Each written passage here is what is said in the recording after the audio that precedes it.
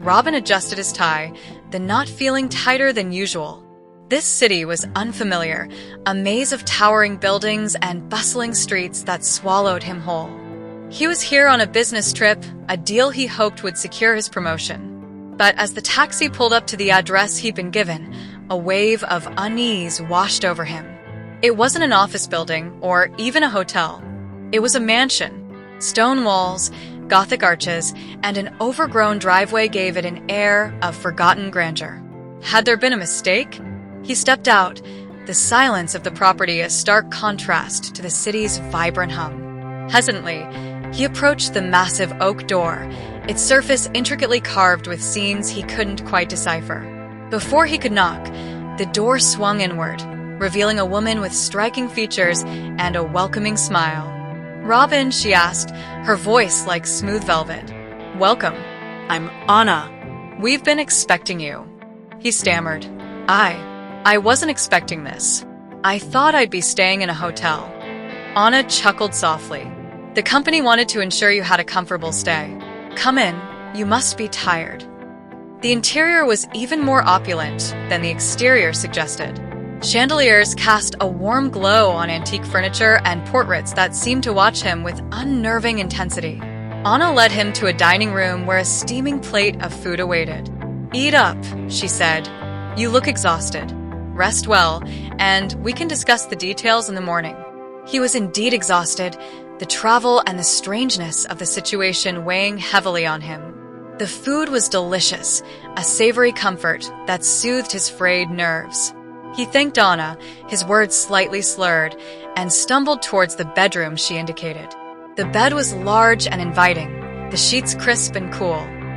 He didn't even bother changing before collapsing into a deep sleep. He awoke, the door creaked open, and Anna stepped inside, her expression devoid of the warmth he remembered. Instead, it was cold and calculating, curved into a chilling smile. "Patience, Robin. Our madam will be here shortly. Your new life is about to begin." Another woman entered the room. She was older, perhaps in her early 40s, with a severe face and piercing eyes. She moved with an unsettling grace. "Hello, Robin," she said, her voice sharp and commanding. "Welcome to Ruby." He lay there, gasping for breath, his mind reeling. The last thing he saw before blacking out was his own reflection in a mirror, the face of a beautiful, terrified woman. He awoke to the sound of gentle humming. Anna was there, holding out a delicate silk dress.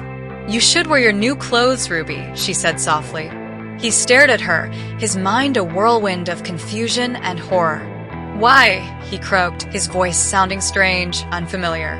"Why did this happen to me?" Anna's expression softened. "It was inevitable. I came here not long ago, just like you. I felt so alone. I told Madame, and she chose you to keep me company.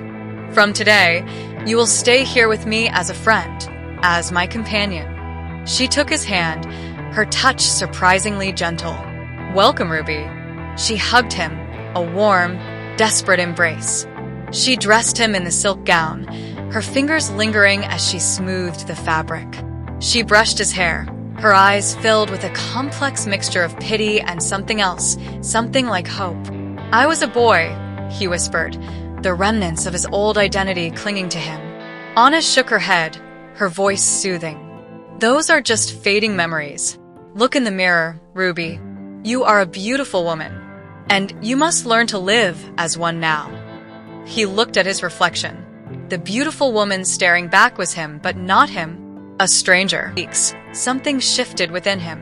The memories of Robin began to fade, replaced by new experiences, new sensations. Anna was patient, teaching him how to walk in heels, how to apply makeup, how to move with grace and confidence.